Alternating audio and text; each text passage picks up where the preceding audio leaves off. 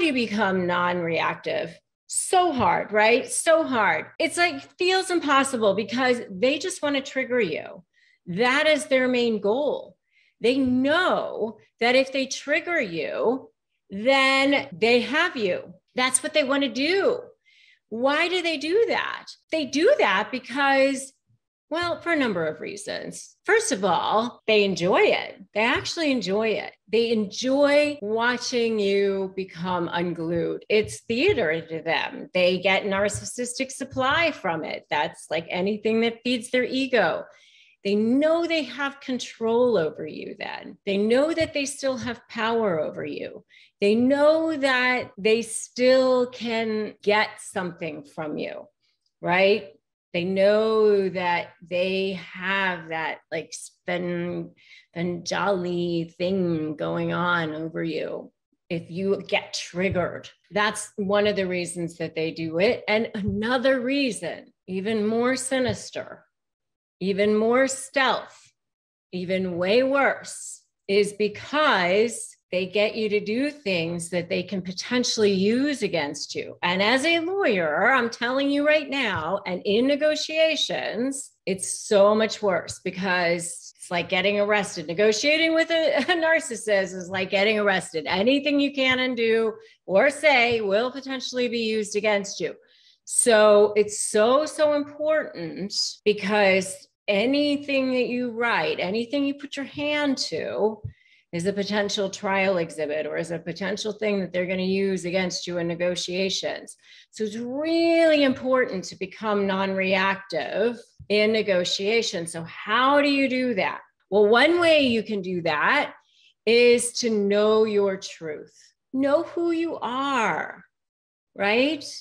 Know who you are. I love the book, The 4 Agreements. It's 4 agreements you make with yourself. And one of the agreements that you make with yourself is you don't take things personally, because the way people treat other people is always a direct reflection of the way they feel about themselves. I love the expression, you can't chase every dog that barks. I mean, you know, people are always going to be saying things.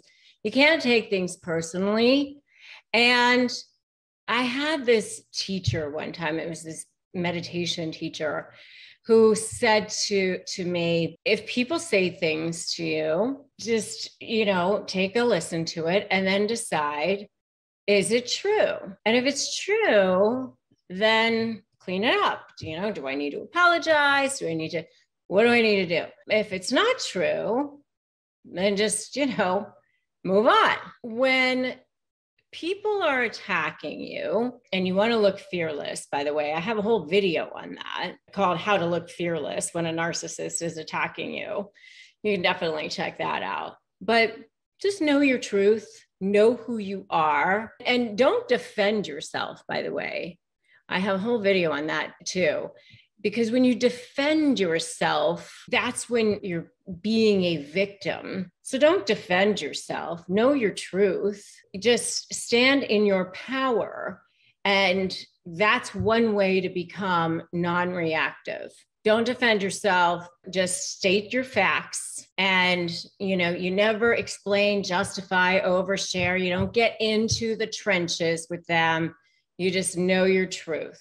State your facts. Stand in your power. So that's number one. Number two is look at things as an observer. You don't process things emotionally. You look at them as a third-party observer, almost like you're watching a tennis match or you're watching it happen. It's not actually happening to you. You're watching it. Like there's this glass shield that's happening right here and you're just seeing it happen. Oh, I just saw those words come past me. Oh, I just saw them go that direction. I saw that this person said this thing to me. Oh, that's interesting. Okay. Yeah. That happened. I see you. So I'm seeing it happen. I'm seeing it as an observer, and you can even verbalize it to them. I see that you're upset. I see that you just said that to me.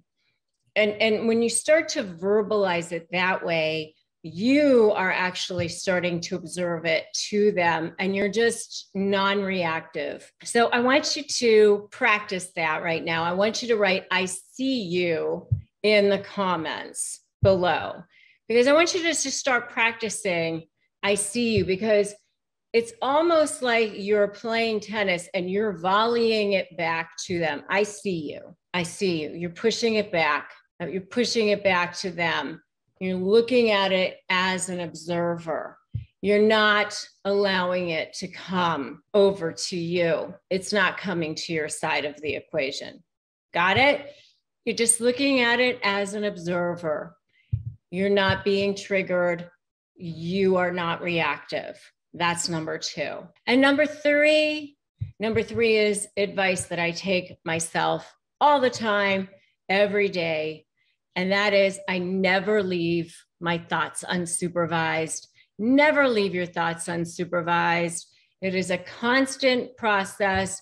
What your input is what your output is going to be. Obviously, when you're at work, when you are doing things, you're going to be busy. Your thoughts are going to be whatever your thoughts are going to be when you're focused on something else. But when your thoughts have those times of being able to just think whatever they're going to think, I think we think like, 40 thoughts a minute, 100 thoughts a minute, whatever it is. And a lot of times our thoughts go toward the negative if we don't train them properly. So train them properly. So how do you do that? You make sure that you keep your vibrational level high. Good thoughts, positive thoughts, joy, happiness, contentment, peace. Those are high vibrational thoughts. You want to make sure you keep them high. So how do you do that? You listen to audiobooks, you listen to YouTube videos, you listen to podcasts, whatever it is that you need to listen to make sure that those thoughts are going where you need to go. And you can listen to books that are going to keep you motivated, keep you positive, keep you energized, keep you feeling good, whatever it is, whoever makes you feel good, whoever makes you feel like I'm ready, I'm good, this is great. Because thoughts are just thoughts. Those are just beams of energy that are firing off in your brain. That's all they are. And you can rewire them to be whatever you want them to be and create whatever you want. And you can literally manifest whatever life you want to manifest. You just got to reprogram the thoughts. Okay, so that's number 3. Never leave your thoughts unsupervised. And that's how you start to become non-reactive to people, and how you can start to become not triggered by those crazy toxic people in your life, which is super critical when you are dealing with them, when you're negotiating with them, whether it's a formal negotiation or whether it's just a conversation and you're just communicating with them on a daily basis. Before I tell you the word that narcissists just absolutely cannot stand, you have to understand the psyche of narcissists. So narcissists are actually people that just have no inner sense of value. They were built by something that happened in their childhood. They were traumatized, something that happened that caused them to feel like the world is a scary place. They feel like they're in survival mode at all times. And so they feel completely empty inside. So they're constantly looking for validation from external sources.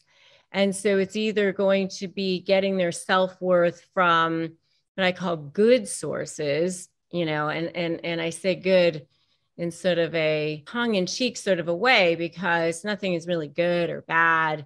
I mean, we kind of put these values on things, but, meaning like cars or prestige or things like that, they think it's good, right? They look toward these sources of what we call narcissistic supply. They want it to look good. I mean, it's always about this sense of what looks good on the outside.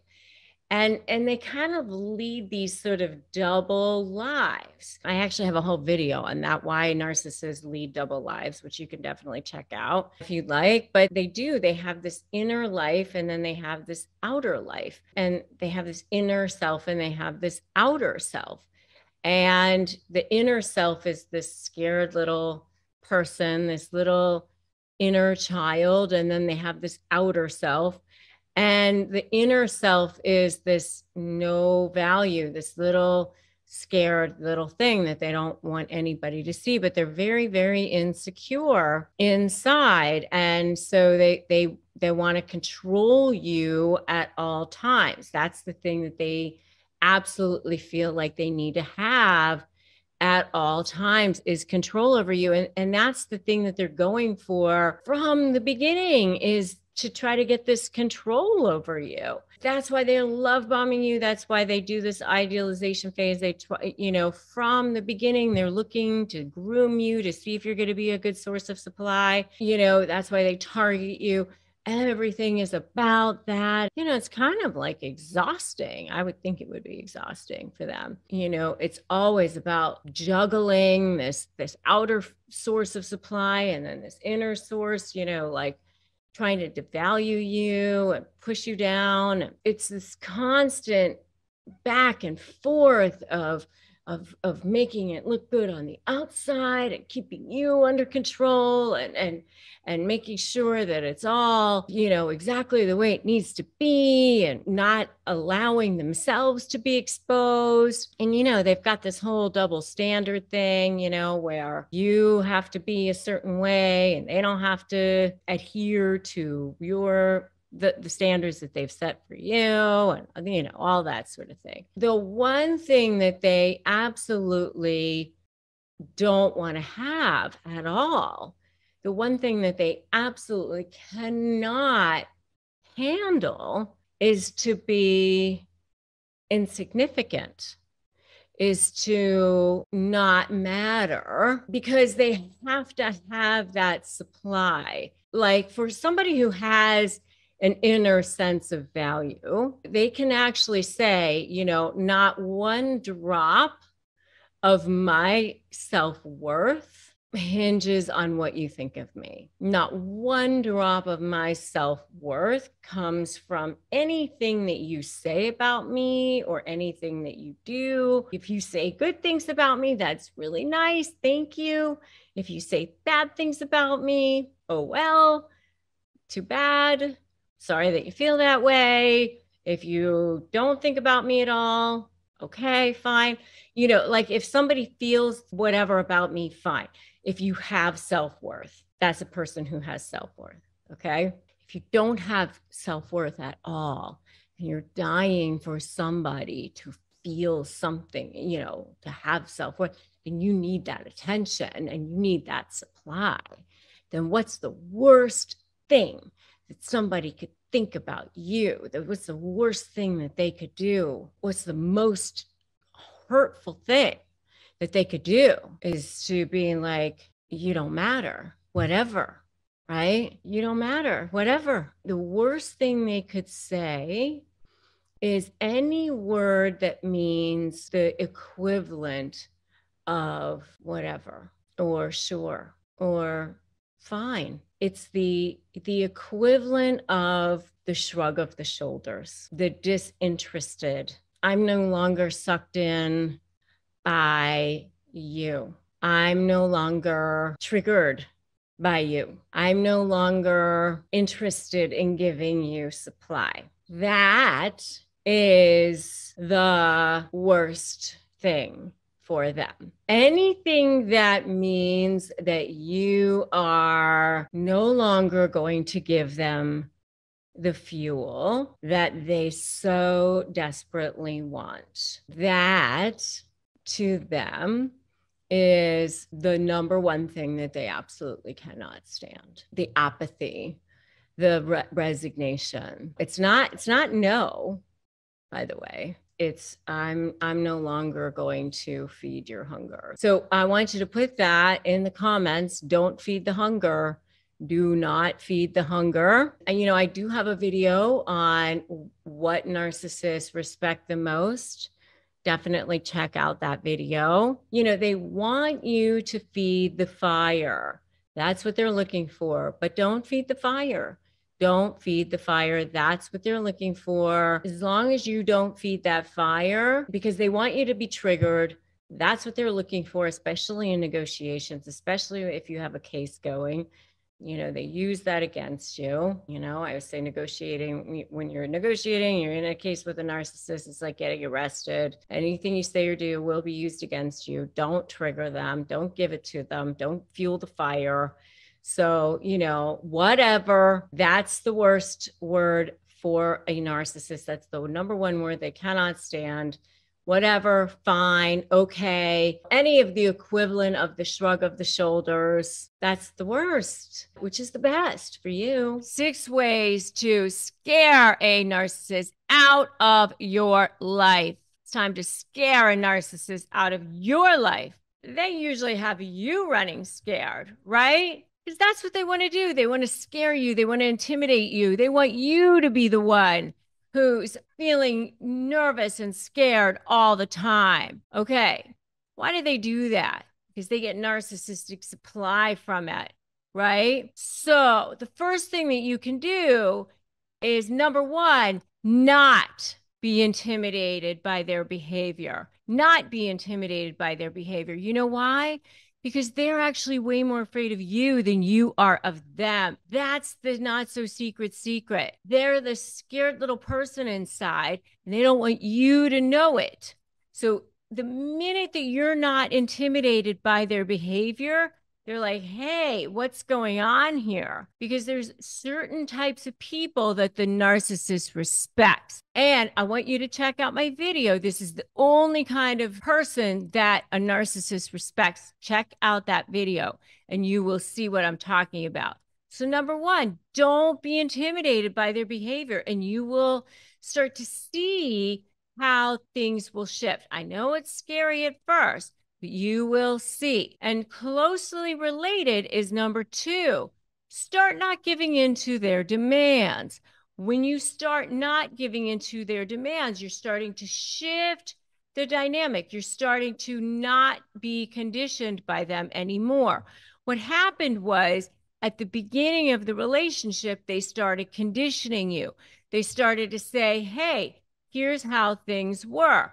They started to do things. They started love bombing you. They came along. They were perfect. They were wonderful.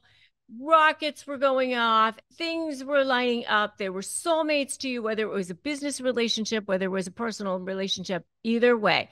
I was in a business relationship with a narcissist. It was the same thing. Everything was wonderful. Everything was perfect. Everything was amazing. And then they start devaluing you. Then they start doing things, whether it's a covert narcissist, whether it's a grandiose, it doesn't matter.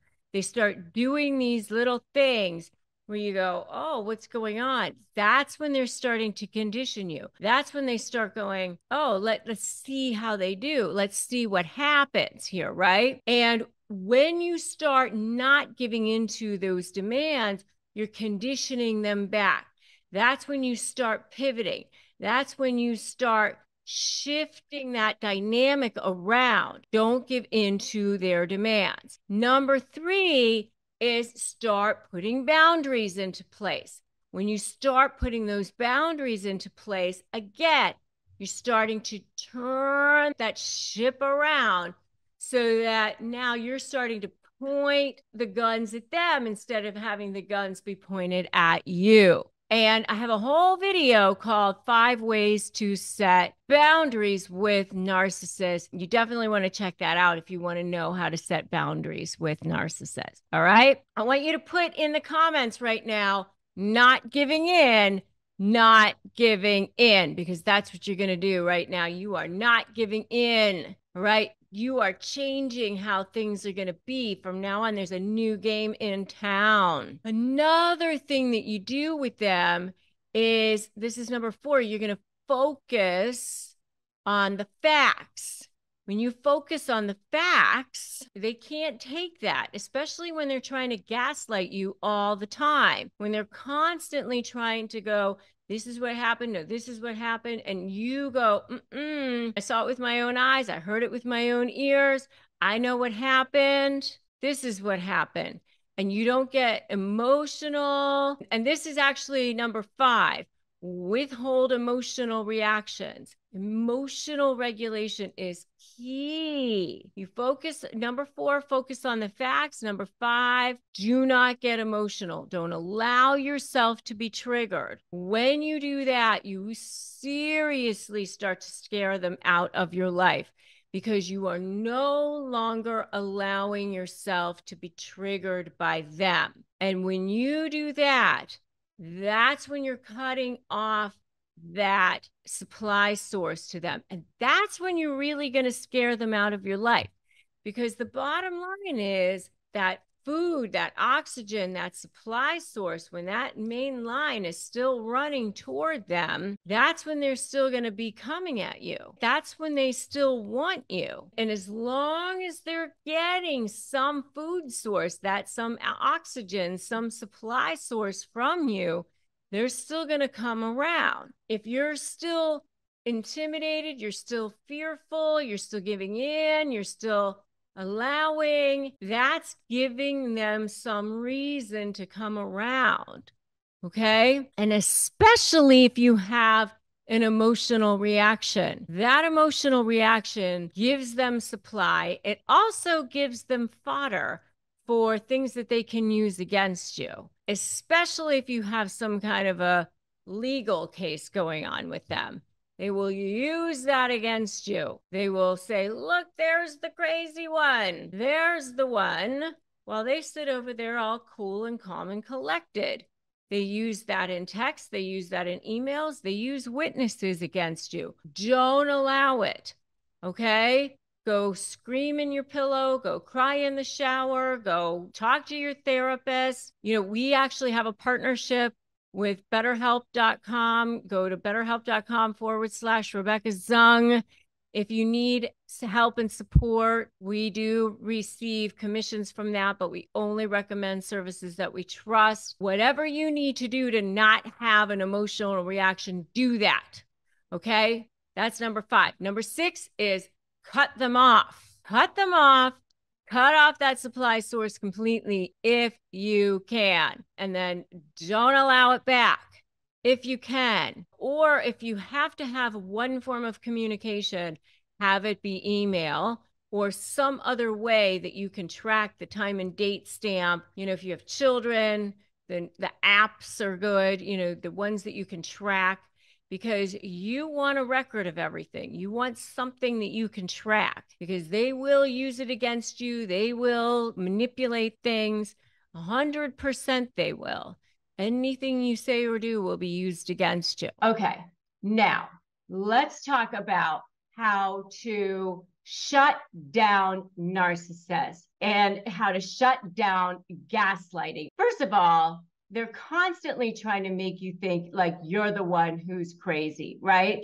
Let's talk about what gaslighting is in the first place. Gaslighting is a form of just trying to make you think like you're the one who's crazy. It's a way that narcissists use to get control over you. Why do they do it?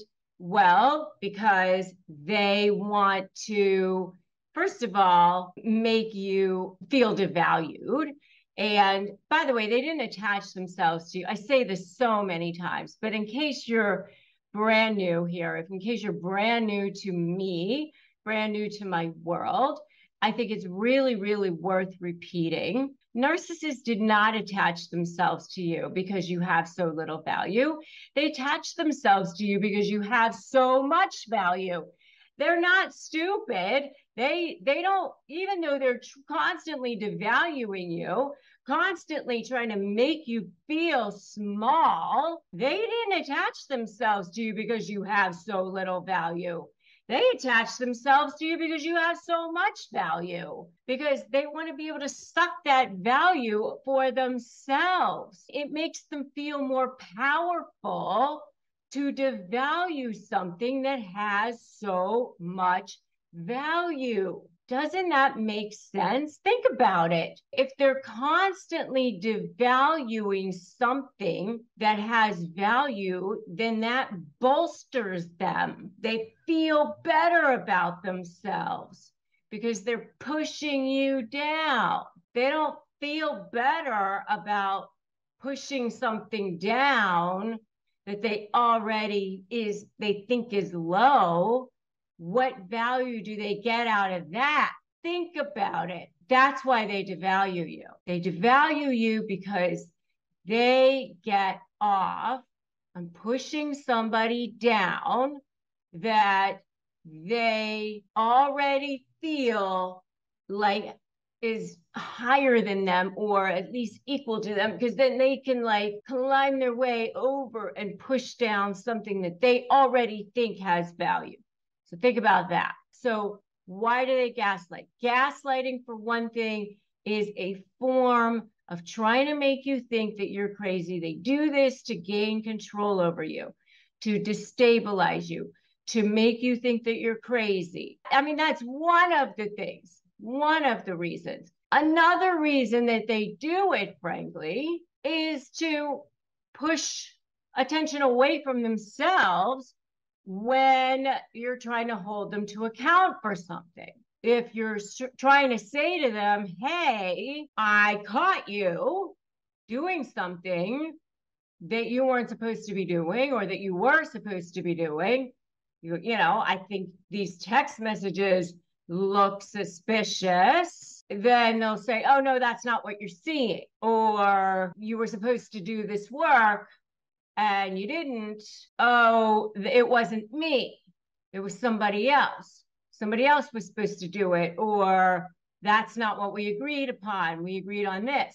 And so they do it also not just to make you think you're crazy, but also to project and deflect responsibility off of themselves. So there are a number of reasons that they gaslight, not just to make you think you're crazy, but also to project and deflect responsibility off of themselves, to devalue you, to destabilize you, to build up their own sense of self-esteem. So there's a number of reasons. And by the way, so that you can remember what the word gaslighting means, I'm going to tell you how it originated. The word gaslight actually came from, it was a play originally in the 30s. It then was made into a movie called Gaslight. It was of the same name. And in that, the husband was trying to make the wife think that she was crazy. And so what he was doing was blowing out these gas lamps. And yeah, I think it was set in like the 1800s or something. And she would say, oh, wasn't that just lit? And he would say, no, it wasn't. And she would say, oh, I'm pretty sure that was just lit. And he would say, no, it wasn't. And so, therefore trying to make her think that she was crazy, right? And I think, in the end, obviously it didn't work or something to that effect. I don't know. I've never actually seen it, but that's where the term originated. Okay, so that's how you can remember where the term came from. Now, coming back to you, when you are trying to have a conversation with this person and they're projecting, deflecting, lying, denying, whatever it is that they're doing, and they're belittling you, making you feel small, constantly victimizing you, constantly eroding at you, eroding at your self-esteem, eroding at your brain, death by 1,000 cuts, pick. And it can get at you, regardless of whether you are in a business relationship, a personal relationship, a work relationship. They're your boss, your coworker, your family member, whether it's your mother, your sister, your brother, whoever it is, your spouse. it eventually erodes away at you. It's abusive. It's psychological abuse. It's emotional abuse. It's spiritual abuse. It erodes away at your soul. You do start to question your mind. You do start to question your sanity because it's happening on a daily basis sometimes. And eventually you do start to go, did I say that? Is that how that went? And so, you do start to think, I need to start keeping notes. I need to start writing down, did I say that? So, you do need to start taking notes. You need to start a journal. You need to start documenting if you had a conversation with the person, confirming for sure. But in this particular episode, what I want to focus on specifically are phrases that you can use to hit back in a way that allow you to maintain your dignity and not necessarily have backlash, and start to gain respect, put boundaries in place, start to shift the dynamic, start to pivot, because you need to stop the conditioning. You need to start pivoting. You need to start walking forward, not backward, because that's the only way that you'll be able to start feeling your power, start feeling more in control, and start being able to separate yourself from this person and start being able to stop the whole crazy toxic situation and being able to finally break free. Because your soul knows, those little whispers that you're hearing, the fact that you found this episode, whether you're listening to it on a podcast, whether you're watching it here on YouTube, wherever it is that you're consuming this right now, you found this by divine intervention because your soul knows. Your soul said, it's time. The whispers came knocking, and your soul said, it's not okay anymore. Your soul knows that it was born for more, that you were born for more. And it's waking up and realizing that it's time. What we're going to do now is I'm going to give you some phrases that you can start to use to shut down that gaslighting. And here's how. So you can start to say things like, we remember things differently. When they start to say things like, we had agreed that this is how it was going to be. Remember? You're going to say, we remember things differently. And you don't need to say it in a tone. You don't need to say it loudly. You don't need to scream. You don't need to yell. Never put your emotion into it. You just say, we remember things differently. Number 2, you can say, if you continue to speak to me this way, I will no longer be engaging. And then you can walk away if they continue to speak to you in a manner that has rage, that has anger, that's disrespectful. You don't need to be in a situation where you are going to continue to be disrespected. And if they scream, if they say, don't walk away from me, you're walking away, that's disrespectful, whatever it is, that's okay, because they are disrespecting you by screaming, by yelling, by disrespecting, by devaluing, by degrading, whatever it is. Just say, I'm no longer engaging, and walk away. That's number 2.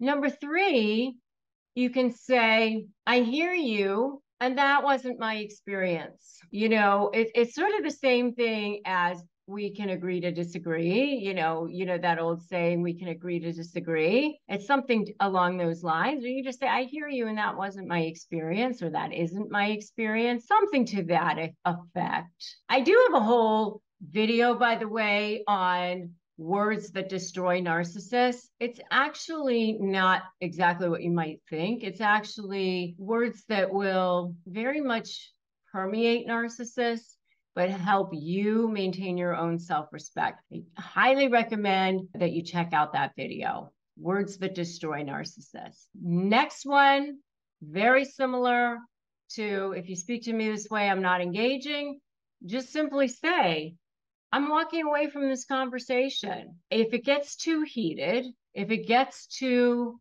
demanding, if it gets too disrespectful, if it gets to a point where it really is nothing but lying, denying, projection, deflection, full on interrupting, rage, abuse, or certainly anything where you feel that your safety is of concern, absolutely walk away.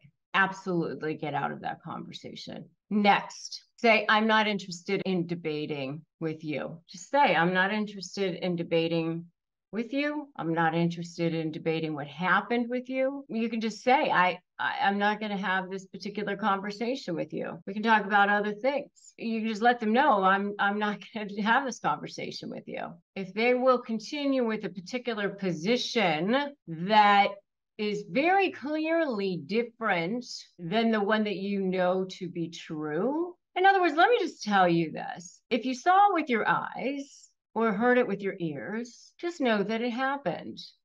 Trust your senses. I want you to write that in the comments below right now. I trust myself. I trust myself. I want you to start feeling that. I trust myself. And start to feel like you're going to believe it. I trust myself. The next one is you can start to delineate what you will speak about and what you will not speak about. You can say things like, I'll speak to you about A and B, but I'm not willing to speak to you about C. Or I'll speak to you about C, but I'm not willing to speak to you about A and B, or whatever it is. You know, I mean, you just have to be clear about what you're going to be willing to speak about, because otherwise you just are going to get into this conversation that you just don't want to be in. In other words, you just want to make sure that you're making it clear to them you don't believe their lies anymore. And just don't go down the path. Don't allow them to lead you down the path. All right, so I'll speak to you about A and B, not willing to speak to you about C, or vice versa. So those are some ways that you can start to shut down gaslighting immediately. So, all right, let's talk about how to flip the script on narcissists. They're always trying to gaslight you. How do you gaslight them? All right, so first of all, what is gaslighting? Gaslighting is a term that psychologists use. It is a specific type of manipulation where the manipulator is trying to get someone to think, or maybe it's even a group of people, to think that they're crazy. Basically, they're trying to get them to question their own reality, question their own mind, their own memory, their own perception. I have been the recipient of this. I've dealt with them. I've been the victim of covert narcissists myself, not as a husband, fortunately, thank God, but business relationships, and we've had a family member, and it's awful. It is a really, really horrible, horrific, horrible, traumatic experience. It is terrible. It comes from the new movie Gaslight. I think it was also a play where in that particular movie, the husband was trying to make the wife think that she was crazy, and he was blowing out the gas lights, and she was like, oh, wasn't that just lit? And he would say, no, it wasn't. And that's where it comes from. So, and if you want to know more about the 8 key narcissistic gaslighting phrases that narcissists use, you can definitely check out my video on that topic. So what I'm going to do here, though, is give you some ways to not technically have you make narcissists think that they're crazy, or actually manipulate them in such a way where you're, having them question their own mind or whatever. But I call it ethically manipulating the manipulator, where you're kind of stopping them in their tracks, where you are, shutting them down. It's a way for you to protect yourself and create your own boundaries and It helps you in the negotiation process for sure. And if you are so ready to shut them down, give me a shut them down in the comments right now. All right. So one of the things that you're going to do is, this is especially really effective when you start to see them getting emotional. And you will see this happening, especially when negotiations start to get underway and when the relationship starts to break down, whether it's a business relationship or a personal relationship, and you are starting to go into that discard phase, that last kind of phase of a narcissistic relationship. That's when, it starts to be war. That's when you're either for them or against them. With a narcissist, it's always a black and white kind of a situation. And if you're against them, then you become public enemy number one for sure. So they will start to get very, very emotional. A lot of times that narcissistic injury gets triggered, that narcissistic rage comes flying out, and they can get very emotional. Sometimes they get emotional because they're also trying to trigger you. By the way, they do it purposely just to get a rise out of you because they want to trigger you. So sometimes they will say things because they know that there are certain areas that they can push on. For example, like if you've always tried to be a really good parent, a really good mom, a really good dad, they'll say, oh, you're a really neglectful parent. Or if they know that you've done a very good job in business and being meticulous with money is really important, they'll say, oh, you're a spendthrift or you're terrible with money. They'll say things that they know are not true so that you'll go, oh, how can you say this? So be very careful about, taking that kind of bait, by the way. But so one of the things you can do when you see them getting emotional, or you find yourself getting emotional, is you can respond with things like, I understand that is how you're seeing it. So you didn't disagree with them. You just say, I understand that is how you're seeing it. So, that is just an observation that you're making. All right. So that's one of the ways. The next thing that you can do is to get them to keep talking. This is a great way of also getting them to give you more rope to hang themselves. They are great at that. A lot of times people don't want to give narcissists more rope. Oh, don't let them get away with anything. Don't give them more. But if you give them more rope, most of the time they will hang themselves. So let them keep talking. Give them more rope. Say things to them like, tell me more about that. Why are you thinking that? It will fluster them, and they will start to realize sometimes how they are talking in circles and how maybe that what they're saying doesn't necessarily make sense. And what they are saying is kind of maybe not necessarily not in their best interests. And so it can sometimes be a good thing. And especially if you can get them to do it in writing, even better, because, all writing becomes a potential trial exhibit. Good advice for you too, to remember. Okay, so that's the second thing. And the next one, the last one is actually my favorite one because it is a great way to twist things around. And this is always ethically manipulating the manipulator. They are very, very good at manipulating. And this is just you ethically manipulating the manipulator. And this one is, I agree with you.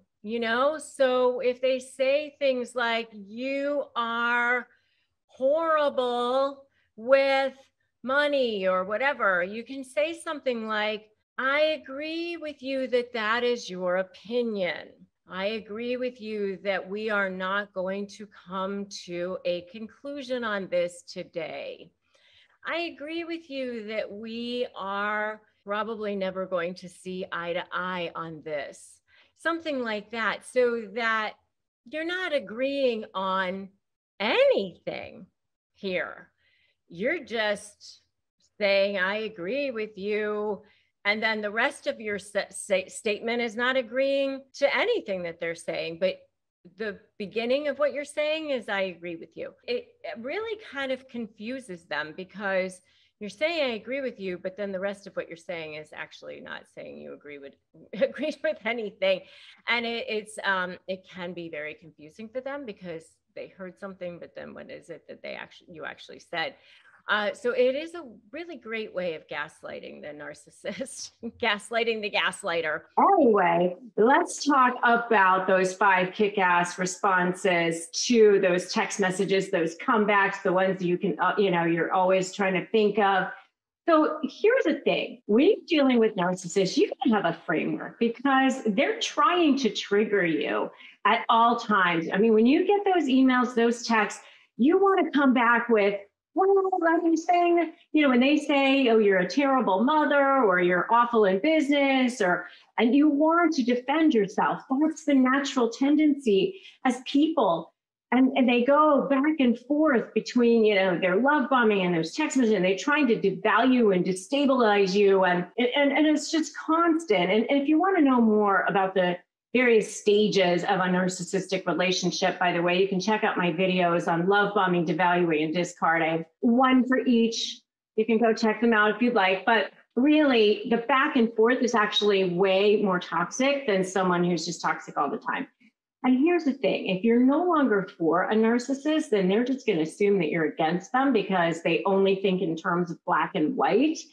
And if you're not for them, then you are public enemy number 1. You're definitely against them. So within that framework of all of this toxicity and craziness, you've got to have a way to respond that's going to allow you to continue to maintain your power so that you don't get triggered and so that you continue to control the conversation and control the way that you respond so that you don't do something that you might regret. Because remember that every text, every email, everything you put your hand to, anything you write, whether it's a social media post or whatever, is a potential trial exhibit. So remember that. Always keep that in the back of your mind because they will try to trigger you. They will try to get you to put something in writing that they can screenshot or print out and use against you in whatever way they can. So be really, really careful about that.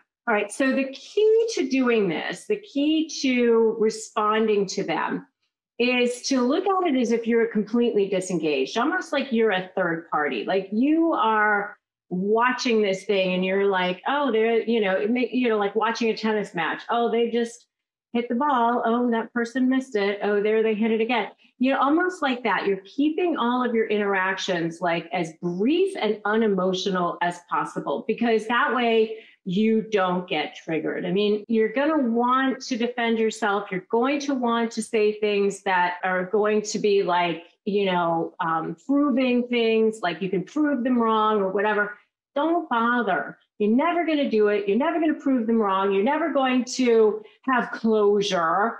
And I have way more on this, by the way, on my video called I Was Dead Wrong. You should definitely check that out as well, which is about my own thing of how I figured out what I was dead wrong about when it came to narcissists. But you want to just be careful about that. So here are some ideas for comebacks for you, all right? And these are also, by the way, because I am a lawyer, great trial exhibit as well, okay?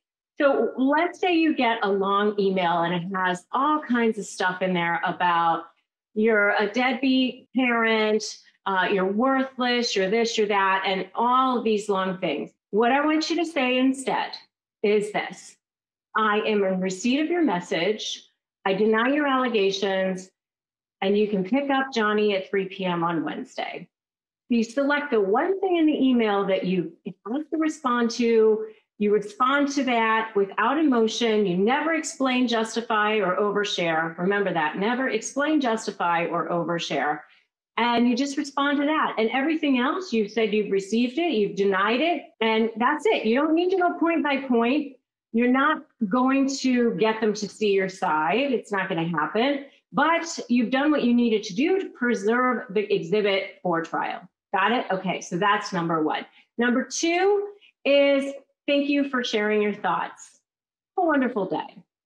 So again, you've acknowledged, but you see how you're just keeping a distance between yourself and them. You're keeping your emotions out of it. All right. So I want you to write this down in the comments right now. Never explain or justify. Put that down in the comments because that way you will remember to start doing that. Okay. So never explain or justify. Thank you for sharing your thoughts. Have a wonderful rest of your day. Number three is it sounds like you are very upset. Let's discuss further when you've had a chance to calm down. You see how you are observing them being upset. You are not upset. Now, they may say all kinds of stuff back, like you're this, you're that, whatever, and you're the one who's upset, and you're the one who's yelling. You can just say, I agree, we need to take a break. Looks like you're very upset. Happy to talk when you've had a chance to calm down. Or you can even say, well, we both had a chance to calm down, who cares? But you just observe their behavior. Observe their behavior to them. It's not you, it's them. You're looking at them having that behavior. All right, so that's number three. Number four is you are entitled to your perceptions, thoughts, and beliefs, just as I am. You know, you're entitled to have that opinion. One of the things I love to say is I agree with you, but you can say it like you're not even really ending up agreeing with anything. You can say, I agree that's your perception. I agree that that's what you think. You see, like they hear you say, I agree, but you haven't agreed with anything. You've just said you're entitled to your perceptions. You are entitled to your beliefs. You are entitled to your thoughts, just as I am. We both are. And it's just like, it doesn't add fuel. It doesn't give them that narcissistic supply, which is what they're after. Okay. And the last one is no, thank you. I mean, you don't even have to say anything more than that, but you know, thank you for whatever it is that you're saying or offering or doing. And you could just say, no, thank you. I'm not engaging with you. So all of these are ways that you can keep your emotions out of it. You stay not triggered. You are creating trial exhibits and potentially proof exhibits down the road that might help you and also help you preserve your sanity. Okay. All right. You're over there. You're going like, I don't know how to create boundaries. You want boundaries that will actually work. I want to help you make boundaries that'll actually work. I'm going to give you 5 ways. So you're going to want to watch all the way till the end. So you get all 5. So number 1 is you got to stop explaining yourself. Once you create those boundaries, you want to try to tell them why you're creating boundaries. You want to say to them, well, I needed to do this because, and you know, it's you're this and I that, and because that's when you leave yourself open. That's when they start to do that thing that they do, that Svengali thing that they do on you.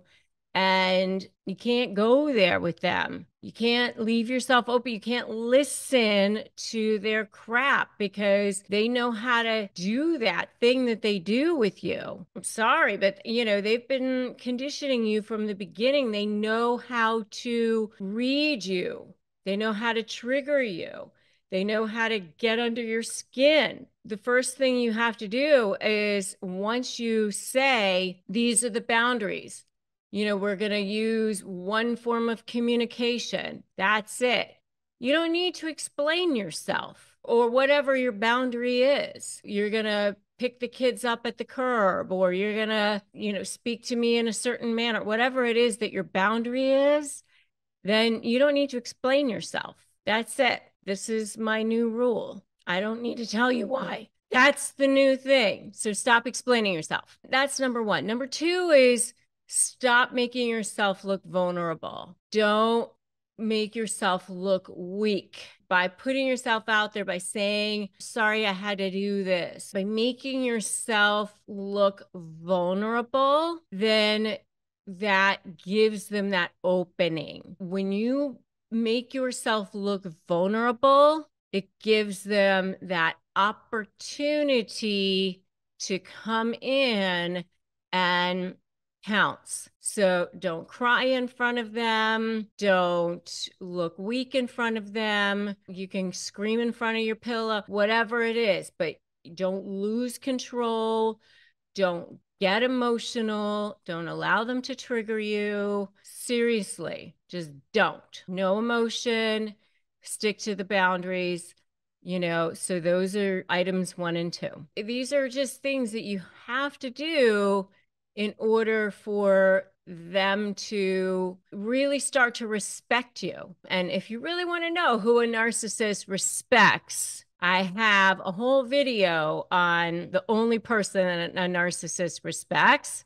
I would definitely check out that video if you really want to know who a narcissist respects. And the next one is to stop looking for what I call attunement or getting the narcissist to like agree with you, or, to stop getting them to like see your side, or getting the narcissist to see why you're doing what you're doing, acknowledge you, and say, don't you see why this is going to work for us? Don't you see why this is better? Don't you see that this is going to be better all around for everybody? This is going to be best for both of us. If you're trying to get them to see reason, you're not understanding that they just don't think the same way that reasonable people think. Their brains just don't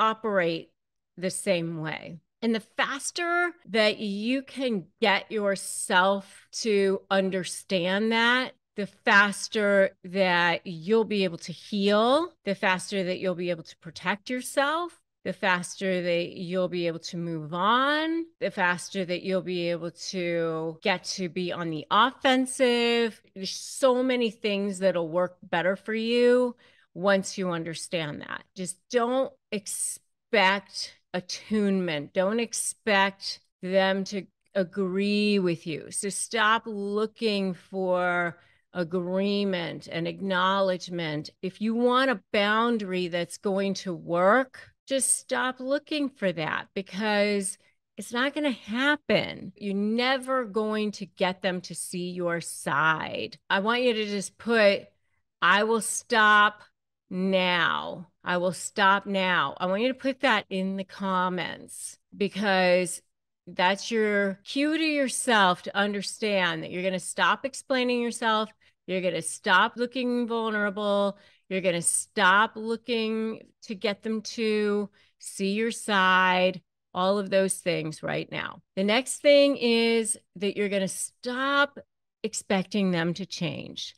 Because they're not. They're not going to suddenly get to be better people. They're not going to suddenly future fake you into, oh, I've changed, I'm better, it's going to be different now. It's not. You probably have heard it a million times, they're not going to change. All right. So if you want to have a boundary that's going to work, understand that they can't come back and say, oh, let me cross the boundary because this time it's going to be different. It's not. And number five, if you want to set a boundary that's going to work, stop excusing them. Stop excusing them.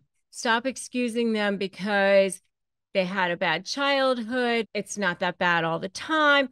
These are what I call like red flags that you look past, that you should like look for in yourself, because you kind of defend them for them. Then you make it easier for them in that sense, so because you're excusing them.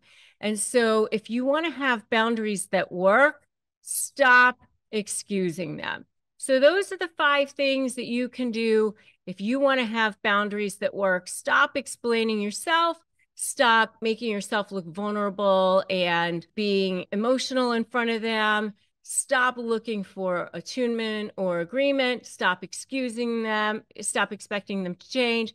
And stop excusing them. By the end of this video, I'm going to give you 5 ways to make sure that you beat a narcissist in court. So you're going to want to make sure you stay till the end. You're going to want to make sure that you save this video. You're going to want to make sure you share it out. You're going to want to make sure that you go ahead and watch it over and over again, because I'm going to give you all the ways to make sure that you beat a narcissist in court. Okay. So what you're going to want to do is you're going to remember the acronym, knock 'em dead. All right. So DEADD. So 2 D's, but DEADD, knock 'em dead. So the first D stands for document everything. And I mean everything. You're going to want to journal everything. You're going to want to document everything. In my Slay program, I actually have 12 different things that you're going to want to be documenting, but you're going to want to document everything with regard to finances, to your children, if you have children, anything that they do that seems out of the ordinary. I know it's a pain, but if you have a notes app or something, just note it, because you're not going to remember. But even if it's crazy, I don't know if I should write that down, but you just never know. And there's many different ways that these things come into play. So you will want to make sure that you document everything, whether it's a business case or a family law case, or it's against a business partner. Maybe it's a case against an employer or something like that. It always is something that you're going to need to be doing, is documenting. Whether it's a timeline form, you end up needing it for the statutes to prove different elements of a statute. You definitely need documentation. I also have a podcast where I ended up interviewing one of the people who use my Slay for Biz program, Sharon Scott. I highly recommend that you check that out, because she talked about how she used my program and it really helped her a lot. So definitely document everything. The next thing is the E, emotions. Keep them in check. You're definitely going to want to keep your emotions in check. There's so many different reasons that you want to keep your emotions in check. I mean, for one thing is that they want to trigger you constantly. They love to see you squirm, so they get supply from it. And you really don't want to give them narcissistic supply, obviously, because that's no fun. I mean, they just get the satisfaction of seeing you go crazy, right? I mean, why do you want to do that? But then the next thing is that they use your reaction against you. They go, look, there's the crazy one. There's the one that's the problem. And they will use that against you in a number of ways. They use the emails against you, the texts against you. They may even be videotaping against you. They use the witnesses against you, whatever it is. So definitely keep your emotions in check. They use it for custody, so many different things. So definitely E, keep your emotions in check. And it doesn't help you when you're negotiating either if you're all over the place when it comes to settlements, because then you end up settling for things that you regret 2 months down the road, 3 months down the road. You're like, I didn't want to settle for that. Because a lot of times you're like, oh, I just ended up settling for that because I just wanted it to be done. I just wanted it to be over with. Or maybe you were just feeling pressured. Really try to keep your emotions in check. And by the way, if you're really, really struggling with that, because a lot of times when you've been dealing with a narcissist for a long period of time, you are in a trauma state, especially PTSD sometimes. I do have a partnership with BetterHelp. You can go to betterhelp.com/Rebecca Zung. I do receive commissions on that. It doesn't cost you anymore. We have a partnership with them because I wanted to have a partnership with a service that we could trust, that we could recommend. If you are struggling, go to betterhelp.com/Rebecca Zung so that you can get the help and support that you need if you're having trouble with your emotions and you're having trouble with trauma. So that's the E. The next one is always wear the white hat. That's the A. Always wear the white hat. And what do I mean by that? I mean by that in that you want to be the one, if you end up in front of the judge, which that's what this is about, you want to be the one where the judge is like, hey, This is the person that obviously is the good one. Let the narcissist be the one who's badly behaving. A lot of times it's so easy to fall into, hey, they're behaving badly. They're doing things wrong. They did it too. I can do it too. What happens though is then you have a situation where the judge is just like seeing like two kids that are fighting. So for those of you who are out there watching who have children and you have more than one, what happens is they just are like, oh, both of you just stop it. They don't see that, oh, well, they started it or they're worse. They just see two people who just are fighting. So you want to be the one who's consistently not being in the mud with the other one. Because if you are the one who's what I call always wearing the white hat, who's not engaging, who didn't respond, who didn't get into it, and the other one is always the one who's constantly the badly behaved one, then it makes it really, really obvious who is the bad one. And it's kind of hand in hand with keeping your emotions in check, but it's even one step much, much further than that. You really, really want to be the one who's just always behaving, always doing the right thing. So just kind of imagine that the judge is sort of walking around with you and watching every single thing that you're doing. Always wear the white hat. That's the A. All right. So the next one is don't go anywhere alone. That's the D, the first D in Knock 'em Dead. And we're going through all the elements of what to do to beat a narcissist in court. So, this is because they're going to say you followed them, you did this, you did that. They lie all the time. So they're constantly going to be saying that you were menacing, that you were threatening, that you did this with the kids, or that you touched somebody inappropriately, or whatever it is that they make up constantly. And then you end up having to defend against these ridiculous claims. So you want to make sure that you have people around as much as you possibly can. If you have children, for example, have your exchanges for custody at daycares, at schools, at shopping plazas or places where people are around, because you just don't want situations where they can make things up about what's going on. And in that same vein, by the way, you're going to want to make sure that even depositions are videotaped if possible. And I have actually a whole video on how to beat a narcissist in mediation. I talk about that in there, and you should definitely check out that video as well, because a lot of you who are trying to beat a narcissist in court are also mediating with a narcissist, and you should definitely check out that video as well. And I also do have a whole video where I interviewed Judge Lynn Toller. You guys should definitely check out that video too.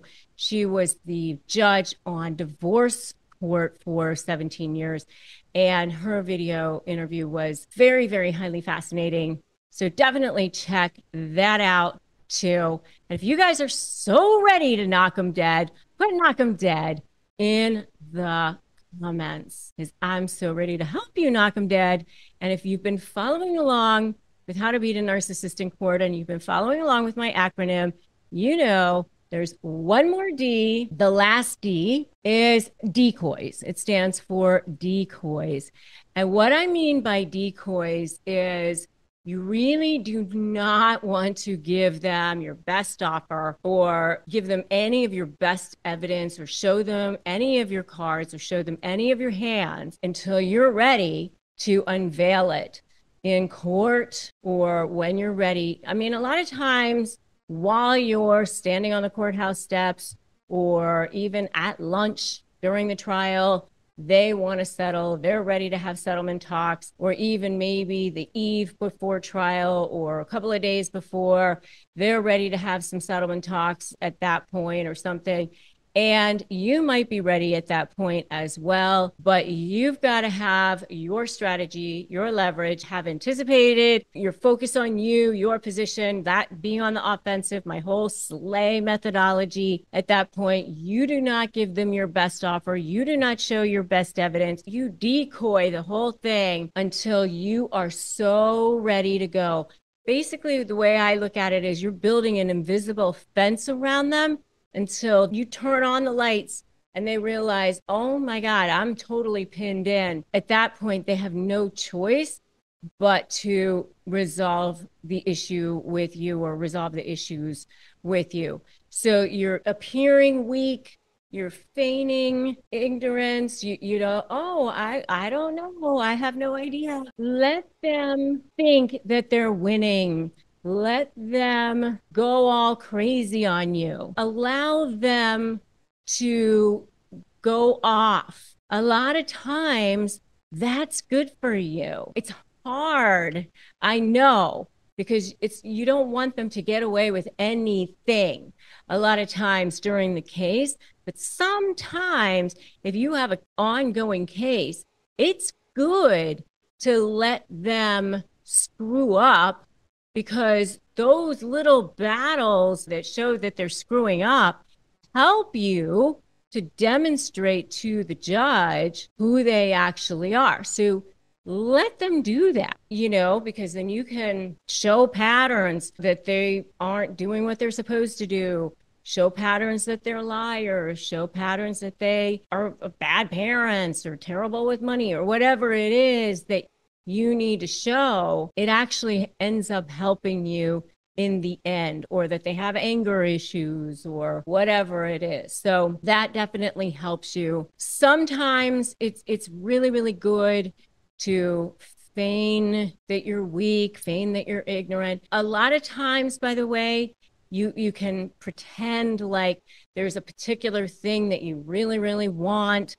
and it's not the thing that you really, really want, because then, you know, they go after that, you know, because they're going to go after the thing that they think that you really, really want, right? So let them go after that particular thing, right? But I know what it's like when you become fearless against narcissists, when you no longer have that fear against narcissists. I know what it's like.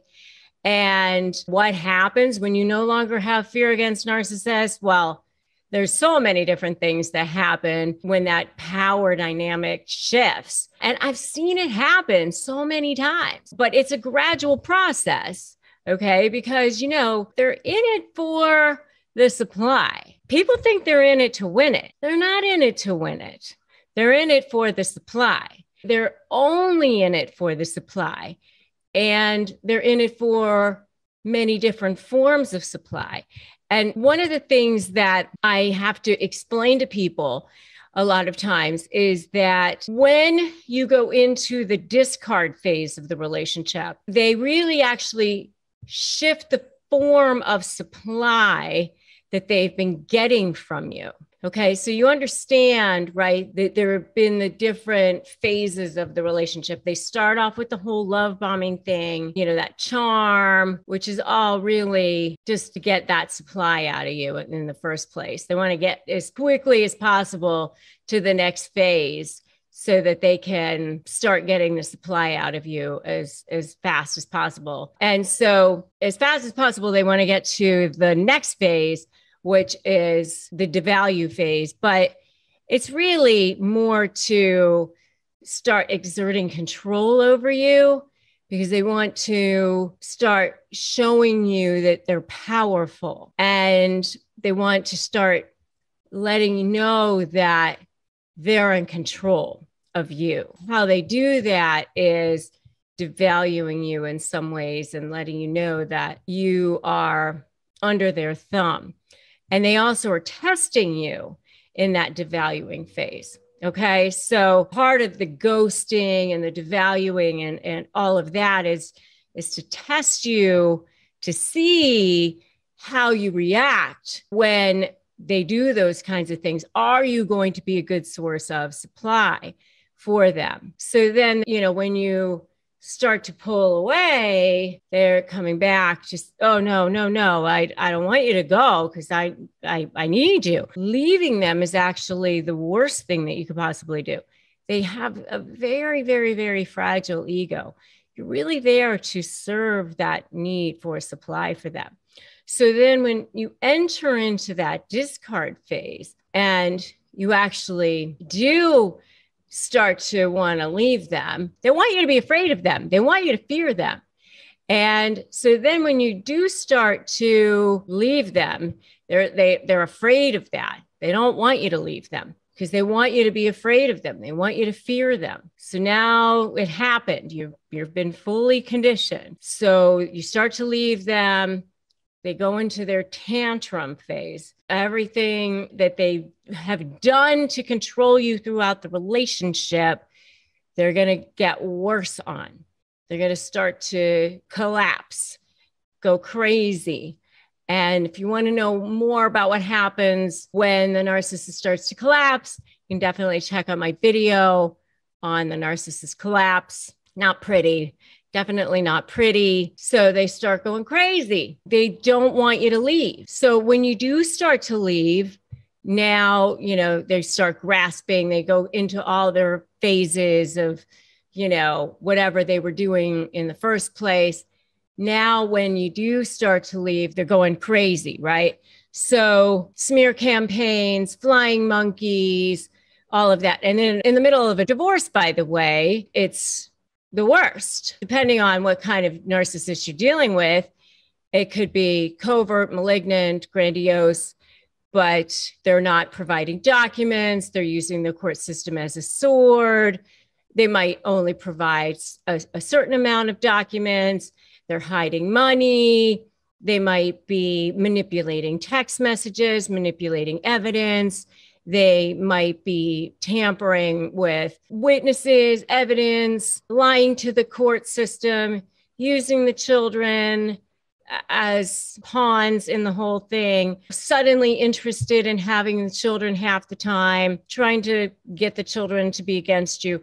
I mean, whatever it is that they need to do, right? Now you finally are getting past all of that and you start to see through them. And you're on the other side of that, and you start to realize how strong you actually are. And you start to really realize how pathetic they actually are. And you start to realize how strong you actually are. You start to realize that you are actually the stronger one. And you've gotten on the other side of seeing how you've actually been able to slay this beast. You will be so shocked at how they behave. They're going to be avoiding you. They don't want to go anywhere near you. And by the way, they do trade forms of supply. I started to mention that. So whatever form of supply they were getting from you in the relationship, whether it was money, services, sex, you were doing stuff for them, they trade that during the discard phase for manipulating you, making you crazy. People think they just want to win. They don't just want to necessarily win because they trade that for driving you absolutely insane. And that's why these cases never settle, because they love jerking you around. But when you don't fear them anymore, that's when they don't actually want to have anything more to do with you because you're no longer a good source of supply. And by the way, that's the type of person that the narcissist most respects, the person who doesn't fear them. So I want you to write in the comments right now, no fear, because that's your goal. That's your goal. Your goal is no fear. So for those of you who are ready to go there, I want you to subscribe to this channel right now. Subscribe, hit that notification bell if you haven't done that already. And make sure that you like this video and share it for others who need this content and need this empowerment, because it is time that we all have no fear against narcissists, right? All right. So let's talk about ways to defeat that narcissist, or the signs that you have defeated that narcissist. Actually, like, okay, you're negotiating with them and you're trying to figure out like how it's going. Are you close? Have you defeated them? Do you think that you're kind of on the way to defeating them? Because sometimes it's maybe hard to tell because they don't want you to know, obviously. I mean, they want it to look like they're winning at all costs and at all times, and they're never going to let on. I mean, even if they're like losing badly and things aren't going their way, and you're like showing them evidence that things aren't going their way, they're still going to say, I'm winning, it's going my way. It totally is. I mean, because that's how they've gotten along in life all along. You know, you can show them, hey, you know, look, these text messages show that you've been cheating. And nope, that's not what that says. That's how they get along. And I mean, I was actually just talking to one of my private clients recently, and she was telling me that she really appreciated one of my recent videos, which was 4 signs that the narcissist is losing control, which you can check out yourself if you'd like. And she said she loved that video because she was like, okay, like a lot of times, you know, she was saying, I'm afraid, I don't want them to lose control. I'm afraid of doing things that are going to make them lose control. I don't want that to happen. But actually, she could see that that meant that she was starting to get there, that she was starting to make headway, that she was starting to cover ground, that she was getting closer to her goal of where she wanted to be. So that it was actually okay that in this case, she was dealing with a husband, but you know, sometimes you're dealing with a business partner. I've actually dealt with quite a few situations where people are dealing with maybe a family member in a probate situation, something like that. But it's okay if they're actually starting to lose control, because that means that they are showing signs of being defeated as well. And so you don't necessarily need to fear that. And also remember that they have conditioned you. They have conditioned you to believe that they are winners, that you don't know what you're doing, that you don't know how to think, that they do, that they're smarter, that you can't trust your thoughts, that you can only trust what they think. They've really conditioned you to believe that. And a lot of times, you know, your thoughts, things that you think are actually your thoughts, are actually thoughts that they have conditioned you to believe. Okay. So 6 signs that you're starting to defeat that narcissist. Number 1 is they're going to start love bombing you again. They're going to start coming back. So, you know, what happens is they start going back to that well of things that worked for them in the past. You know, they don't have a whole lot of tricks in their arsenal. They have their things that worked for them.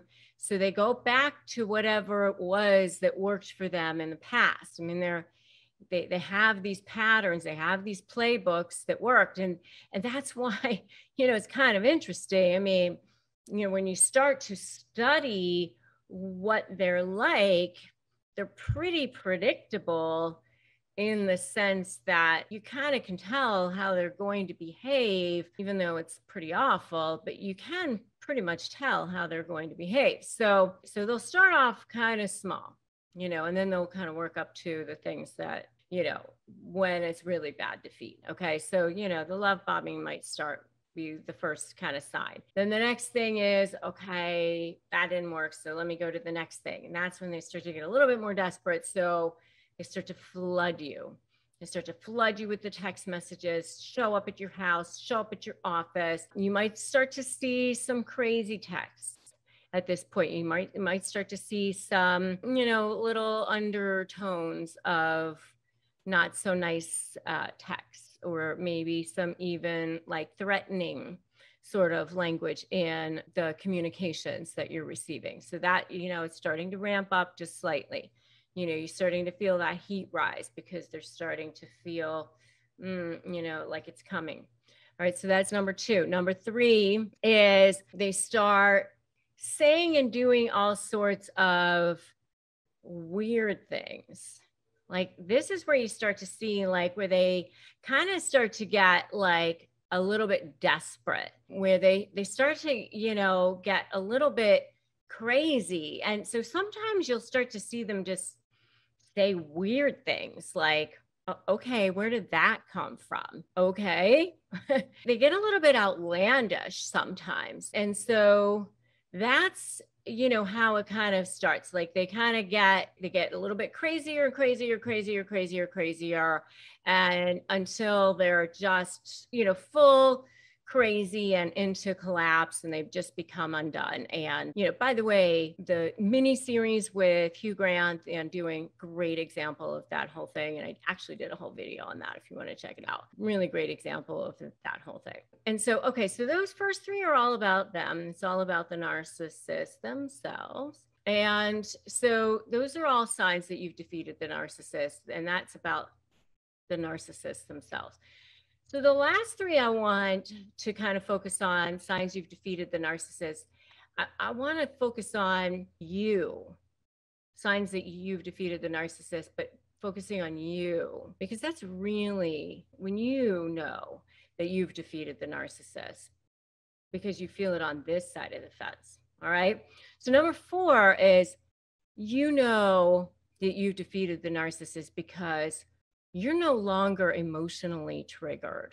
It's like they say things that normally in the past would have gotten you all like upset. It's like, you know, Superman with the bullets that just pop off your chest, or Wonder Woman, they just like went right off your wrist, and you're like, did somebody say something?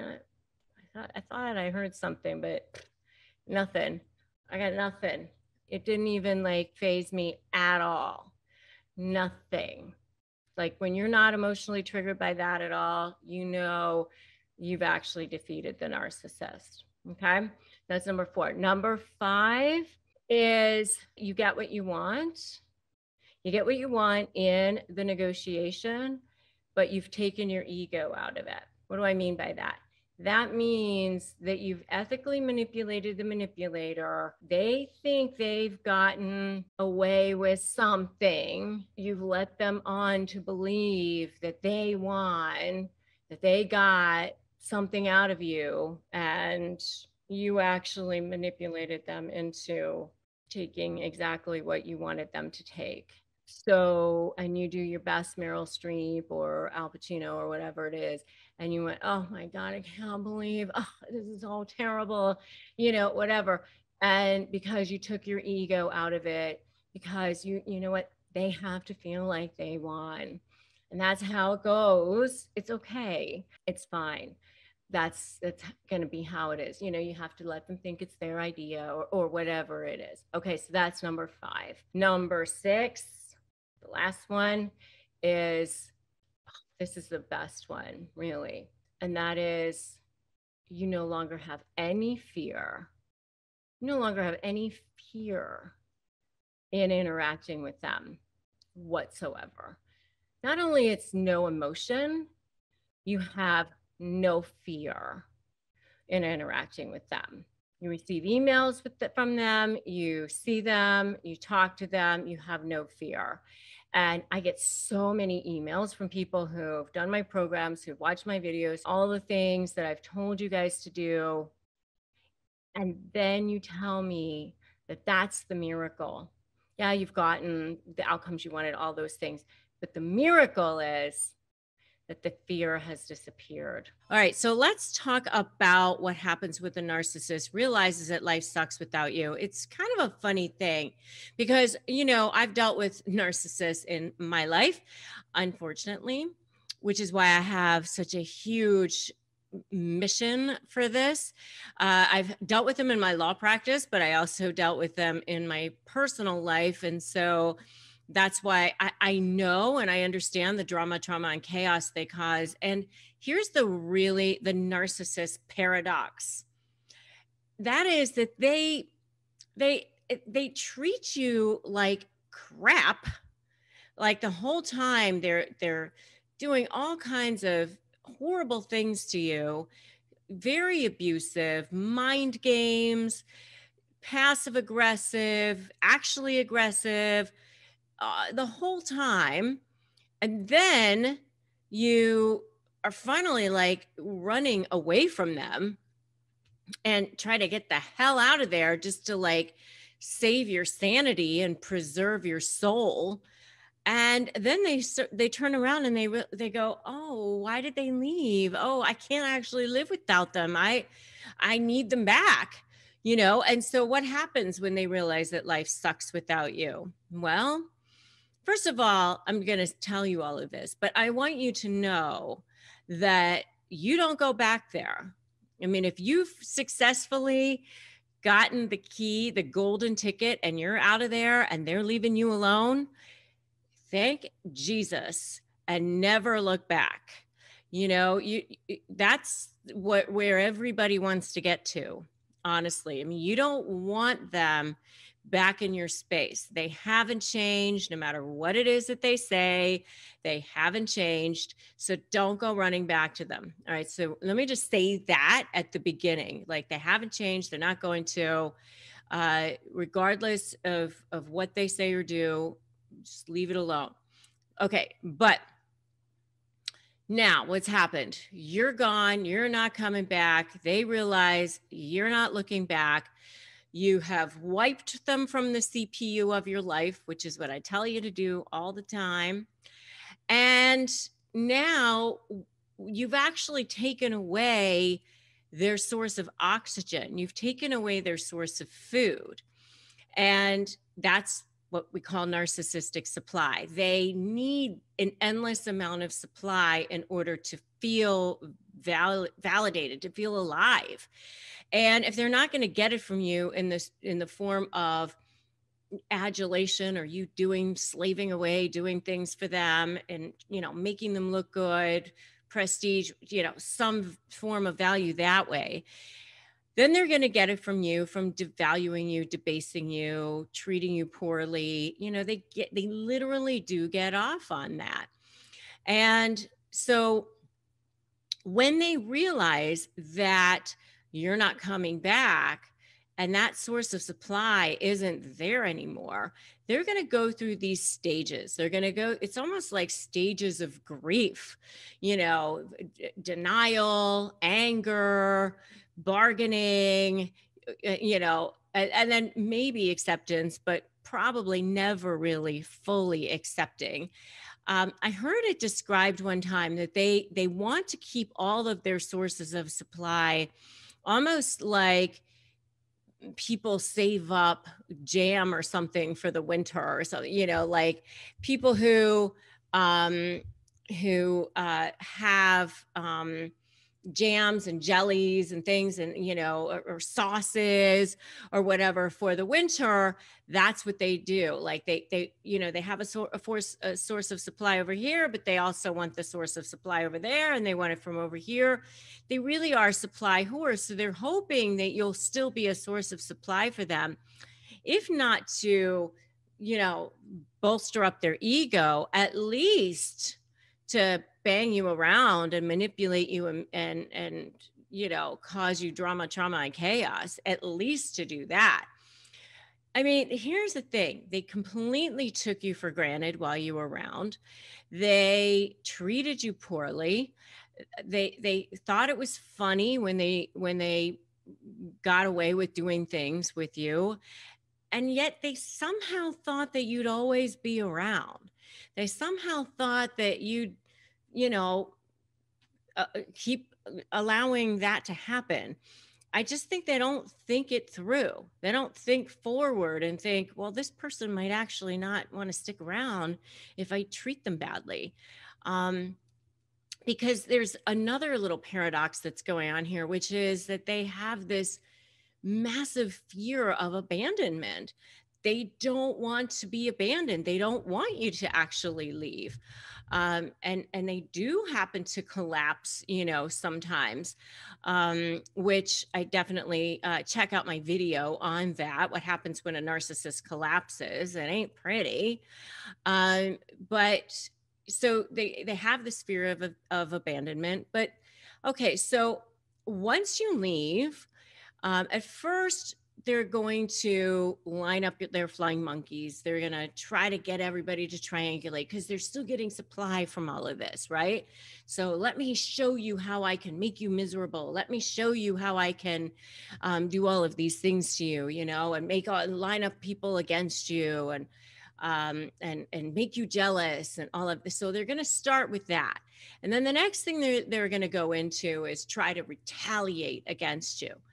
And try to, their rage is going to come out. And so they might try to, blow up your phone and text you 5,000 times and flood you with messages or stalk you. And they may desperately try to get you back through love bombing or hoovering. Like I said, they want to keep all forms of supply.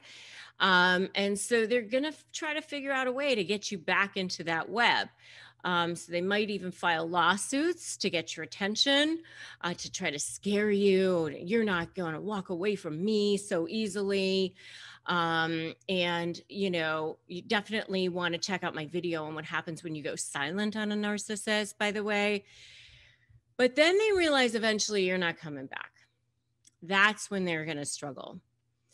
They're not going to have remorse for you and the things that they did to you, but for themselves. Because at that point, they're going to realize, they loved that support that you gave them. They needed that. They needed your emotional support. They needed you to do the work for them or make them look good, or your whatever contributions, you were giving them. Whether it's your money or your sex or your ideas or your prestige or whatever it was the reason why they attached themselves to you in the first place, they're going to realize that it's gone. And they're going to be, upset about that, but not because they miss you. It's because they're going to miss what you were doing for them. Remember, I always say they didn't attach themselves to you because you have so little value, even though that's how they treated you. They attach themselves because you have so much value. So then what they're going to start doing is they're just going to start continuing to watch you. They will always be watching you. They'll always be stalking your social media or trying to see what it is that you're up to. It's just so creepy. By the way, if you think they're so creepy, give me a so creepy down in the comments. They're always watching you. I do have a video on that, by the way, like why the narcissist is always watching you, because they're so creepy like that. And they may begrudgingly, by the way, move on. They're going to try to find another source of supply. They have to slither on down the road and find another source of supply, because that's what they feed on. Otherwise, they don't feel alive. So they will go try to find another source of supply, but they're going to miss the supply they were getting from you, especially if it was really good. So they'll keep watching. They'll keep comparing. They'll look to see if you have something new or something better. They love to compare. Narcissists are big on comparing. And if you do have something better or bigger or whatever, it's totally going to kill them. They'll be super jealous. They will hate that, and they'll be stewing. But you will no longer care, right? Because it doesn't matter. Because as long as you care what they think or what they say or what they do, you're going to be completely tied to them still. And vibrationally, they're going to feel that. So wipe them from the CPU of your life. You no longer care. You've moved on. Just keep walking and do not look back.